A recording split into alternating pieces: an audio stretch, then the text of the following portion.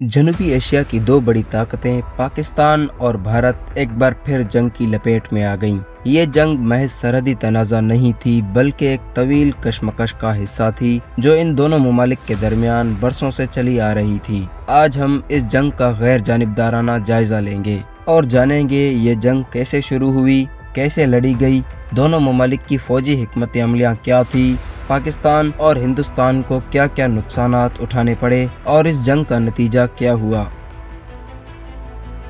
1947 में बरे-सगीर की तकसीम के बाद पाकिस्तान और भारत के दरमियान कई मसाइल पैदा हुए, जिनमें सबसे अहम मसला कश्मीर का था। कश्मीर का तनाज़ा 1947 की जंग के बाद भी हल ना हो सका। कश्मीर पर दोनों ममालिक ने दावा किया था और ये दोनों ममालिक के दरमियान ताल्लुकात में मुसलसल कशीदगी की वजह बना रहा। उसके अलावा पाकिस्तान और भारत के दरमियान मुतअद्दिद सरहदी तनाज़ात और सियासी इख्तलाफात भी जंग के आगाज़ का बायस बने। 1965 की जंग भी इसी तनाज़े की एक और कड़ी थी। 1965 में दोनों ममालिक के दरमियान रन ऑफ कच्छ में सरहदी झड़पें हुई, जिन्होंने दोनों ममालिक के दरमियान तनाव को मज़ीद बढ़ा दिया। फिर कश्मीर के महाज पर पाकिस्तान ने ऑपरेशन जबराल्टर के जरिए गोरिल्ला हमले शुरू किए, जिसका मकसद कश्मीर में भारत की मौजूदगी को चैलेंज करना था। इसके जवाब में भारत ने बड़े पैमाने पर फौजी कार्रवाइयाँ की और सरहदी इलाके मैदान जंग बन गए।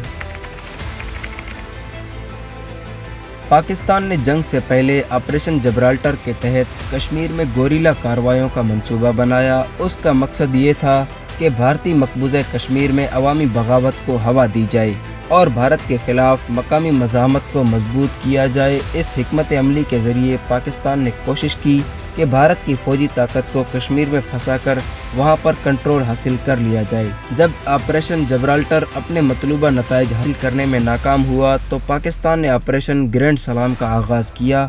इसका मकसद भारतीय कश्मीर के अखनौर के इलाके में हमले करके भारतीय फौज की सप्लाई लाइनों को काटना था। अखनौर एक अहम फौजी मरकज था और पाकिस्तान की हिकमत अमली इस इलाके को कंट्रोल में लेकर भारतीय रसद को मुतासिर करने की थी। भारत ने इब्तदा में कश्मीर में पाकिस्तान की गोरिल्ला कार्रवाइयों का मुकाबला करने के लिए दिफाई हिकमत अमली अपनाई। भारतीय फौज ने कोशिश की कि पाकिस्तान की जानिब से कश्मीर में दरारअंदाजी को रोका जाए और वहां के अहम इलाकों पर कंट्रोल बरकरार रखा जाए। जब जंग ने शिद्दत अख्तियार की, भारत ने पाकिस्तान के अहम शहरों पर हमले शुरू किए, जिनमें लाहौर और सियालकोट के इलाके शामिल थे। भारत की हिकमत अमली ये थी कि वो पाकिस्तान की सरहदों के अंदर हमले करके पाकिस्तानी अफवाज को पीछे धकेले और उसे दिफाई पोजीशन अख्तियार करने पर मजबूर करे।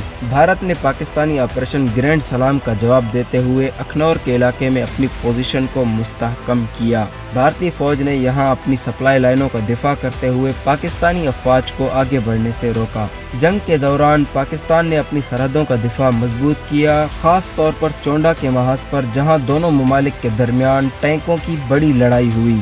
ये लड़ाई दुनिया की सबसे बड़ी टैंकों की जंगों में शुमार की जाती है और पाकिस्तान ने भारतीय टैंकों के हमले को रोकने में कामयाबी हासिल की। 1965 की जंग में फिजाइया ने अहम किरदार अदा किया। पाकिस्तानी फिजाइया और भारतीय फिजाइया ने कई फिजाई मार्के लड़े। पाकिस्तानी पायलट एम आलम ने 1 मिनट में 5 भारतीय जंगी जहाज गिराकर आलमी रिकॉर्ड कायम किया। बहरी महाज पर पाकिस्तान ने ऑपरेशन दरावका के तहत भारतीय बंदरगाह पर हमला किया, जिससे भारत को नुकसान पहुंचा, लेकिन जंग का फैसला कुन असर पैदा न हो सका।